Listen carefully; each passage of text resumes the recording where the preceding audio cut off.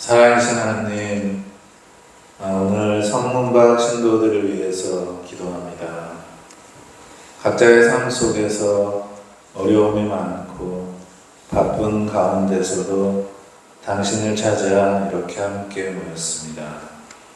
함께 모인 마음을 모아서 각자 자신뿐만 아니라 소외되고 잊혀지는 많은 사람들을 기억할 수 있는 저희 성도들이 될 수 있도록 도와주소서. 아멘.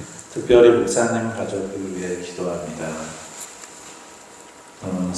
세상에 살아가는 여러 가지 어려움도 함께 하면서 신앙의 길을 가기 위해서 저희를 이끌어 주시고 있는 목사님 가족이 더 힘을 내서 더 행복하게, 더 즐겁게 당신을 닮은 가족이 될 수 있도록 도와주소서. 아멘.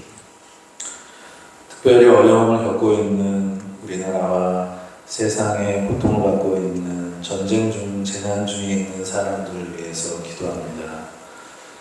그들의 어려움이 인간의 힘으로는 도저히 이겨낼 수 없을 만큼 커다란 것이지만 당신의 힘과 또 이웃의 힘, 여러 사람들의 기도와 물질적인 도움으로 빠른 시일에 극복해 나갈 수 있도록 도와주시고, 특별히 전쟁 중에 있는 나라가 그런 전쟁을 하루빨리 종식시키고 당신의 평화가 진정한 사랑이 넘치는 그런 나라로 거듭날 수 있도록 도와주소서. 아멘. 우리 마을을 위해서 기도합니다. 많은 사람들이 세상의 번잡함을 벗어나고 아이들을 좋은 환경과 아름다운 환경에서 키우고 싶어서 같이 마음 모아서 살고 있는 사람들이 많이 있습니다. 요즘에 개발 반풍이 불어서 이곳저곳 논과 밭을 파헤치는 모습을 보면서 많은 사람들이 아파하고 있습니다. 그런 방향이 아니라 당신이 보시기에 아름다운 방향으로 우리 마을이 나아갈 수 있도록 도와주소서. 아멘. 특별히 경제적으로 어려움을 겪고 있는 사람과 질병을 겪고 있는 성도들의 가족을 위해서 기도합니다. 너무나 어려움 속에서도 극복하기 힘든 그런 순간들이 많이 있겠지만 사랑하는 사람들의 힘을 모아서 하나하나 한 걸음 한 걸음 나아갈 수 있도록 도와주소서. 아멘. 마지막으로 우리의 어린이들을 위해서 기도합니다. 아름다운 것들, 좋은 것들, 그리고 사랑스러운 것들, 신앙적인 것들을 조금씩 받아서 건강하게 자랄 수 있도록 도와주소서. 아멘. 이 모든 말씀 우리 주 예수 그리스도의 이름으로 비웁니다. 아멘. 마태복음 10장 34절에서 38절입니다.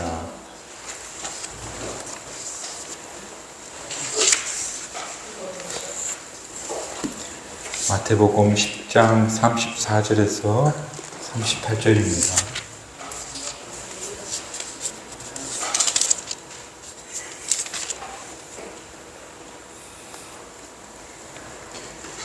제가 공독 읽겠습니다.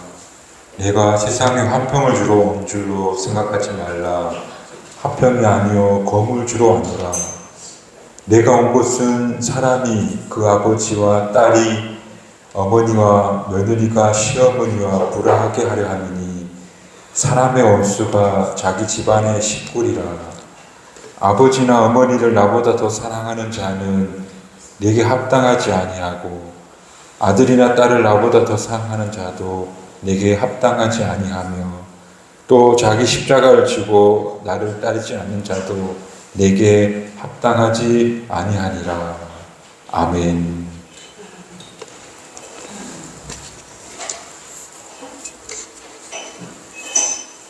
베드로 사도가 베드로 전서 1장 18절에 이런 말씀을 합니다. 너희가 알거니와 너희 조상이 눌러준 헛된 행실에서 대속함을 받은 것은 은이나 금같이 없어질 것으로 된 것이 아니요.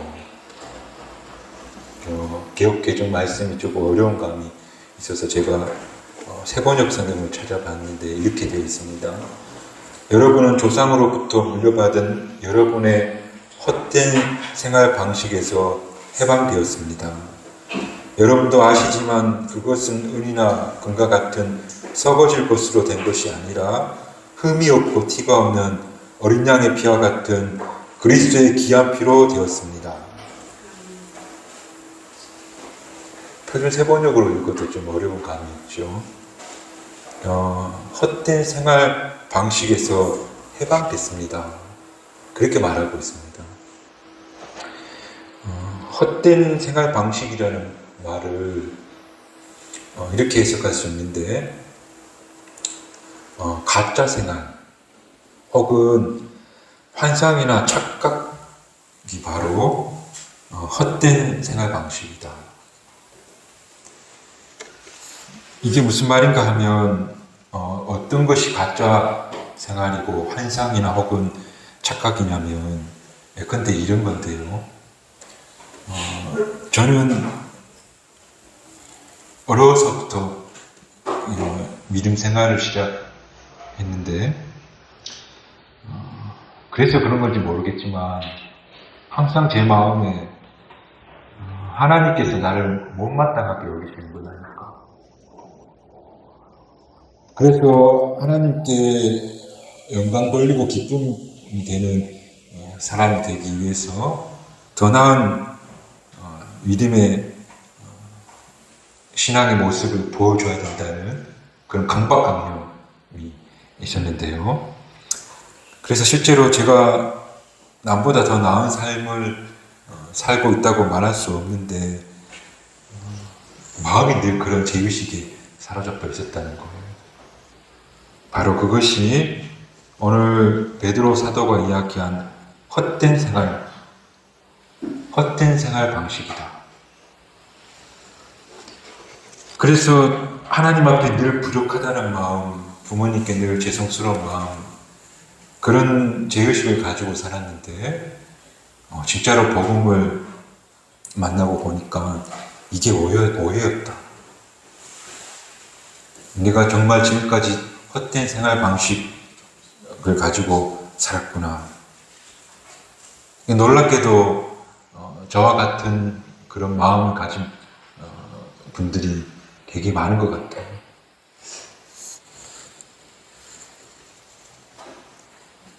또 베드로 사도는 헛된 생활 방식이 바로 잘못된 죄의식 혹은 환상 착각이라고 이야기하면서 그런 삶에서 우리가 다 해방되었다고 하는데, 그래도 여전히 그런 죄의식과 더불어 또 헛된 환상과 같은 삶을 우리가 살고 있는데, 그게 또 뭐냐면은 우리는 꿈꾸는데 안정되고 평안한 생활, 또 염려와 불안이 없는 생활, 또 나를 힘들게 하는 사람 혹은 상황이 없어지길 바라는 그런 환상, 주변 환경이 다 깨끗해지고 정돈되는 것을 원하는 삶을 우리가 원하고 바라고 있는데, 그게 바로 헛된 생활 방식이다. 왜냐하면 그런 삶은 가능하지 않기 때문인 거. 그것이 바로 환상 혹은 착각이다. 근데 우리는 놀랍게도 그릇된 착각과 환상에 기초해서 살아가고 있더라는 거예요. 언젠가 꼭 몽골을 한번 가보고 싶은데, 몽골에 다녀오신 분이 그런 이야기 하더라고요. 쫙 초원이 펼쳐져 있잖아요. 그리고 여러 가지 흰색의 꽃들이 막 그 초원 위에 펴 있는 거예요. 그래서 거기 돗자리 깔고 소풍 갔으면, 도시락 싸서 소풍 갔으면 좋겠다 하는 생각이 들더래요. 근데 막상 초원에 들어서 보니까 여러 가지 형태의 꽃보다 소똥이 더 많더래요. 발 디딜 데가 없대요. 우리가 지금 살고 있는 삶이 그런 환상에 기초한 것인지, 혹은 정말 사실에 기초한 것인지, 우리가 볼 수 있어야겠다. 여러분, 그렇다면 어떤 것이 정말 진짜 삶일까? 저는 진짜 삶은 예수님을 통해서 우리에게 가르쳐주는 말씀대로 사는 것이 정말 진짜 삶일 텐데, 그래서 우리가 진짜 삶을 살아야 될 텐데, 그 진짜 삶을 살기 위해서는 예수님이 주신 말씀을 근거해야 한다. 그 예수님이 주신 그 말씀에 근거해야 되는데, 그 말씀은 십자가와 관련됩니다. 저는 오늘 그 말씀을 드리고 싶어요. 우리가 진짜 삶, 헛된 생활 방식에서 벗어나 진짜 삶을 살아야 되는데, 그 삶의 방식은 십자가와 관련되어 있다. 뒤에 가서 우리가 더 이야기할 텐데, 그 사실을 우리가 먼저 꼭 기억했으면 좋겠습니다. 여튼 오늘 본문은 가족에 대한 이야기가 나옵니다. 우리에게 가장 소중한 것이 뭐냐고 물으면 아마 가장 소중한 것은 하나같이 가족이다라고 말할 것 같습니다. 우리는 가족을 위해서 일하고 또 가족을 위하여 참고, 그리고 가족에게 위로받고 또 가족 때문에 소망을 가지게 됩니다. 그런데 오늘 본문은 대단히 불편한 이야기를 하는데, 예수님은 우리에게 평화를 주러 온 것이 아니라 분쟁을 주러 왔다, 칼을 주러 왔다, 그러는 겁니다. 말씀하시기를 아들이 아버지에게 맞서고 며느리가 시어머니와 갈라지게 될 것이다 하시면서, 사람의 원수가 제 집안의 식구다, 그렇게 말하는 겁니다. 이 말씀 도대체 무슨 말씀일까? 이 문자 그대로 보면 안 되고요. 말씀을 잘 해석해야 되는데, 마태복음 4장에 가면 예수님이 베드로를 불러요. 그리고 이어서 누구를 부르냐면 요한과 안드레, 세베대의 아들들을 부르는 거예요.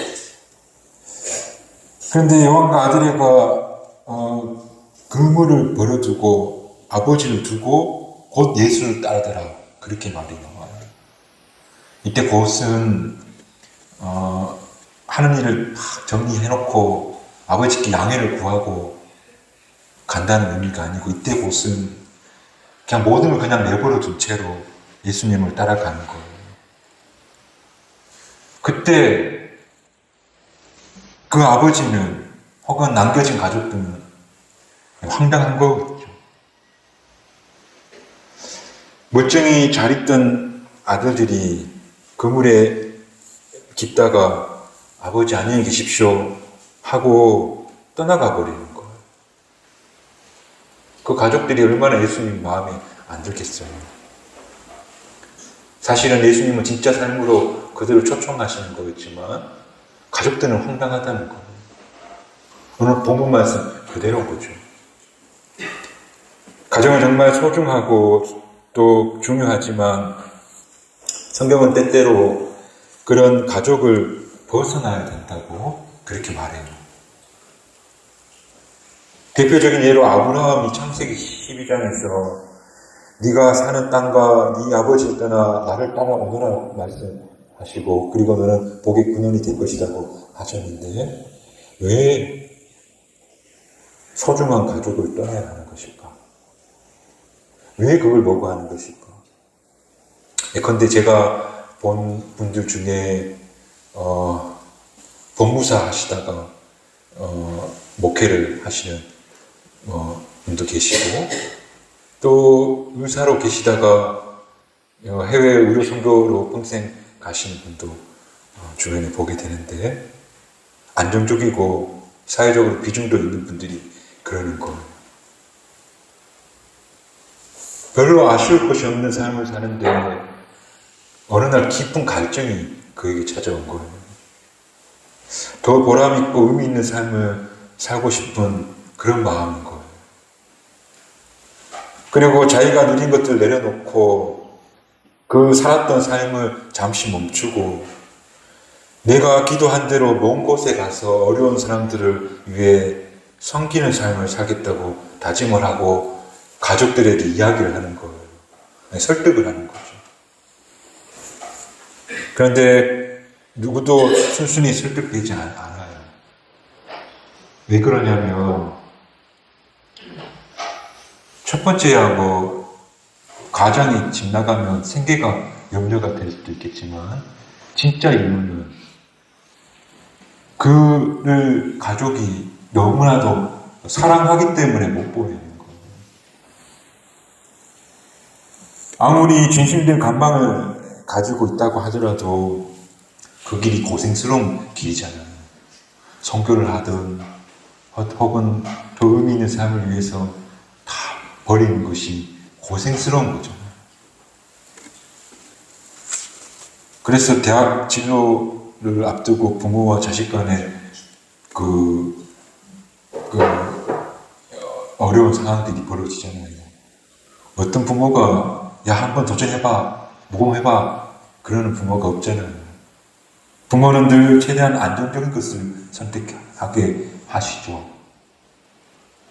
가족은 늘 최대한 안정적이고 평안한 삶을 추구해요.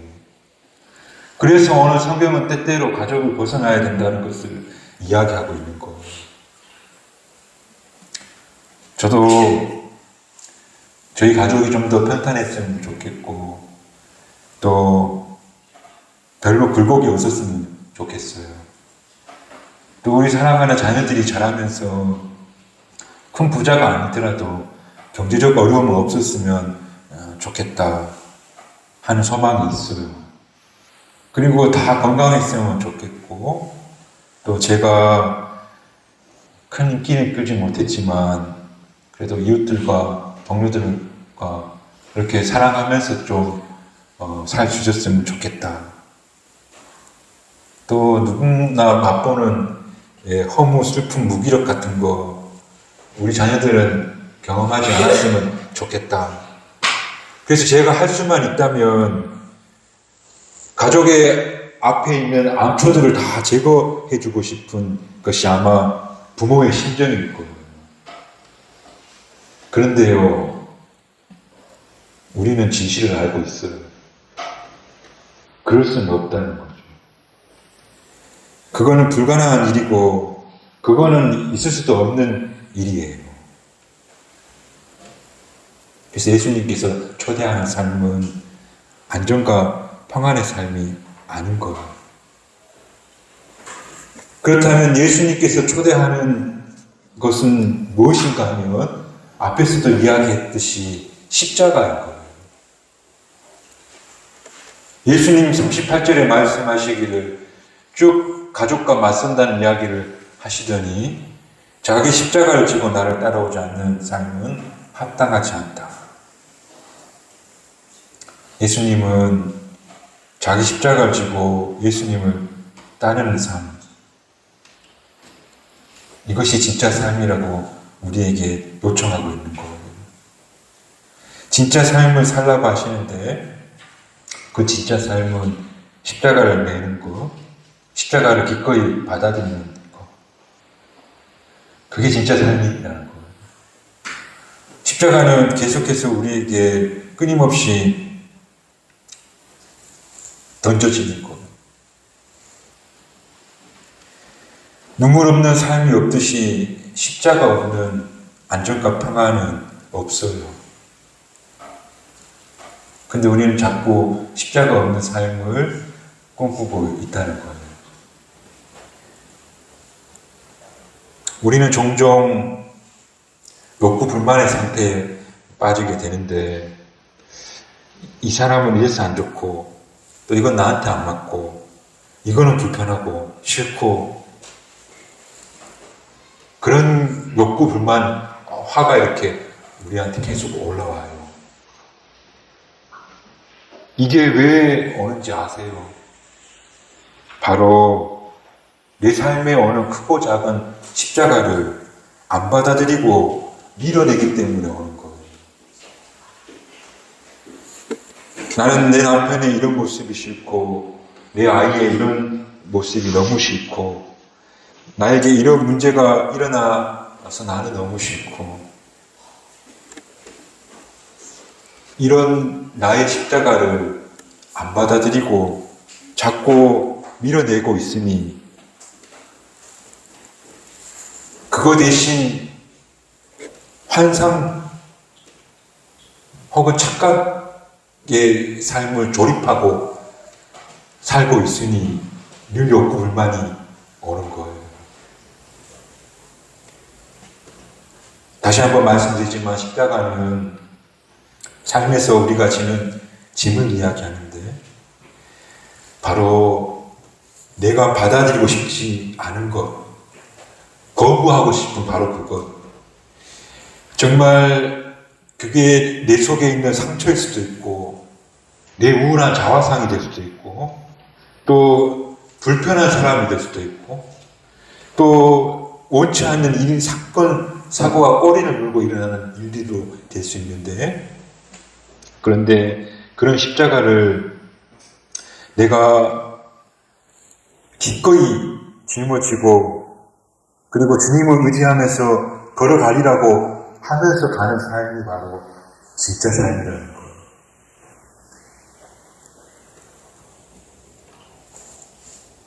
헛된 삶은, 착각 혹은 오해의 삶은 우리가 평안하고 아무 문제 없고, 그리고 좋은 것들이 내게 주어질 거라고 하는 그것이 헛된 생활 방식인 거고, 내게 오는 그 십자가를, 내 문제와 내 모든 관계를 내가 기꺼이 지겠다고 하는 것이 바로 진짜 삶이다. 자주 그런 이야기 들어요. 남편이 싫고 아내가 싫고 서로 뭐가 안 맞다고 금방이라도 헤어질 것처럼 이야기하는 분들을 종종 봬요. 어느 날 부부가 정말 서로 안 맞아서 못 살겠다고, 이렇게는 못 살겠다고 기도하는데, 그때 하나님의 음성이 들렸다고 해요. 그거 네가 해라. 그때부터 그 음성을 따라서 그래, 이거 내가 하면 되지 하고 그냥 자기가 다 했다고 해요. 그러면서 이분이 스스로 생각하기를, 이것이 은사구나. 은사가 다른 것이 아니고 그 사람이 못하는 걸 해주는 것이 은사구나. 그걸 발견했대요. 오늘 말씀을 나누면서 오늘 말씀에 비추어서 그걸 비유로 이야기하자면, 그거 은사가 아니고 십자가를 짊어진 거예요. 하나님은 우리 삶에 아무 문제 없는 것을 제공하는 그런 하나님이 아니에요. 헛된 생각이에요. 그건 헛된 생활 방식인 거예요. 또 그릇된 착각이에요. 제가 알고 경험한 하나님은 내 어려운 문제를 없애주는 그런 하나님이 아니고, 그 문제를 내가 짊어져야지 하고, 그 십자가를 내가 짊어졌을 때 그 문제 속에서 이겨낼 힘을 주시고 용기를 주시는 하나님이신 거예요. 그러므로 내가 내 삶의 모든 문제들, 받아들이기 싫은 것들을 받아들이고 기꺼이 짊어지고, 그리고 그 속에서 하나님 도와주십시오 하면서 기도하는 마음으로 걸어가기 시작할 때, 그때 치료되어지고 문제가 해결되어지고, 그리고 우리가 정말 변화되어 성장하게 될 수 있다는 거예요. 반대로 우리에게 오는 그 문제들, 우리가 주물제의 십자가를 거부하고 원망하고 불평하게 되면 내 마음에 왜 자꾸 이런 일이 내게 생겼을까 하고 마음만 거듭 답답해지고, 그리고 우리에게는 아무런 변화도 어떤 성장도 일어나지 않게 된다는 거예요. 고난주간 한 주간을 우리가 살면서 못마땅하고 힘든 일, 또 정말 싫은 사람, 내게 주어진 일들 확 다가오거든. 이것이 십자가구나. 이게 내가 짊어져야 될 십자가구나. 오늘 우리 모든 교우들이 그렇게 받아들였으면 좋겠습니다. 삶은 안정되고 평안해지는 것이 목적으로 가지고 산다면 그건 그럴 수도 없고, 인류가 있는 지금까지 한 번도 그런 일은 없었습니다. 헛된 생각입니다. 착각이고 오해입니다. 그건 거짓된 삶입니다.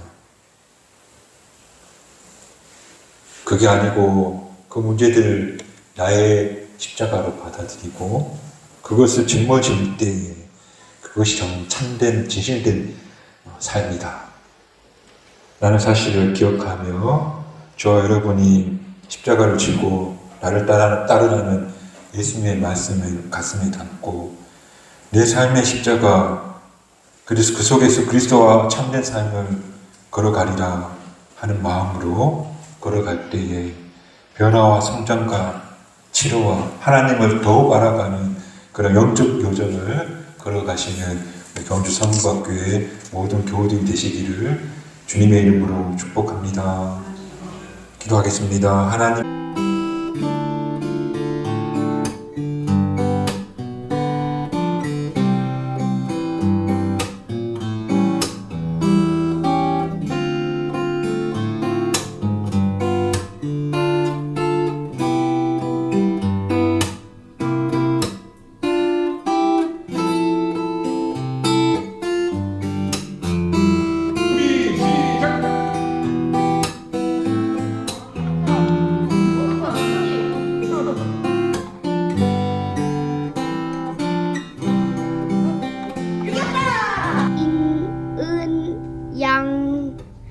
양광의 왕 당신은 평강의 왕 당신은 하늘과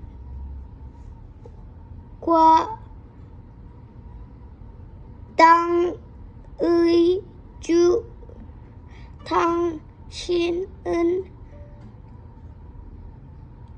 정의의